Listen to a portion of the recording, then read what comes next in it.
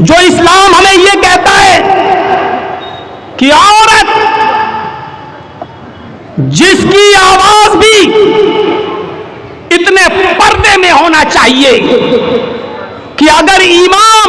مسجد میں رکوع کرنا یا سجدہ کرنا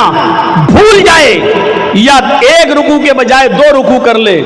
اور کسی مرد کو پتہ نہ ہو، پیچھے کوئی ٹوکنے والا نہ ہو، سبحان اللہ اور الحمدللہ کہنے والا نہ ہو،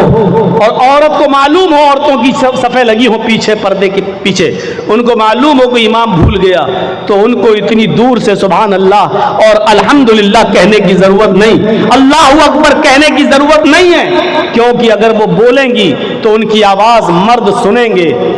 ان کی آواز بھی کہیں فتنہ نہ بن جائے اور نماز پڑھنے والے مردوں کے ذہن میں گھس نہ جائے کہ بڑی سریلی باریک آواز، بڑی جادو والی آواز ہے، اور کہیں پھر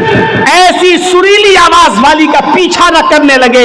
اس لیے عورتوں کو حکم دیا کہ وہ تصفیق کریں گی، یعنی سبحان اللہ اللہ اکبر نہیں کہیں گی بلکہ وہ تالی بجائیں گی، ایسے ہیں یا ایسے، اور اس آواز کو جب امام سنے گا تو سمجھ جائے گا کہ میں بھول گیا ہوں۔ غور کر رہے ہیں؟ سبحان اللہ کتنا اچھا جملہ ہے، اللہ اکبر کتنا پیارا جملہ ہے، زمین و آسمان نیکیوں سے بھر جاتے ہیں، لیکن عورتوں کو یہ جملہ بھی زور سے بولنے کی اجازت نہیں ہے، مسجد کے اندر بھی۔ جب مسجد کے اندر بھی بولنے کی اجازت نہیں ہے تو باہر جلیبی والوں سے جلیبی خریدنے کے لیے وہ 1 کلو دے دو، آدھا کلو دے دو، یہ تمہیں پرمیشن کہاں سے مل گئی؟ دکاندار پہ جاؤ، دکان پہ شاپنگ خریدنے کے لیے بحث کرو، صاحب تم تو اتنے کا دے رہے ہو، بغل والا تو اتنے کا دے رہا ہے، بحث کرو یہ کہاں سے تمہیں پرمیشن مل گئی؟ آج کے سریانیت کے دور میں قدم قدم پر میرے بھائیوں کو دور یاد کرو کہ ابو بکر صدیق نے صرف 1 کھجور کھا لیا تھا بس، اور جب اس کے غلام نے کہا کہ یہ کھجور تو میں کہانت گڑھ کے لایا ہوں، کسی کو میں نے کہہ دیا تھا کہ تمہاری بیوی کو بیٹا ہوگا، آج اس کو بیٹا ہوا ہے تو وہ خوشی میں ہم کو دے گیا، کہا اچھا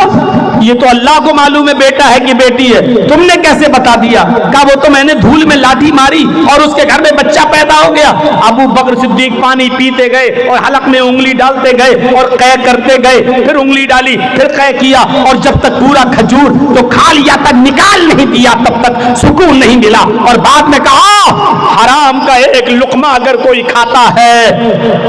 1 لقمہ، تو اللہ تعالیٰ اس کے دل کو سیاہ کر دیتا ہے، سیاہ۔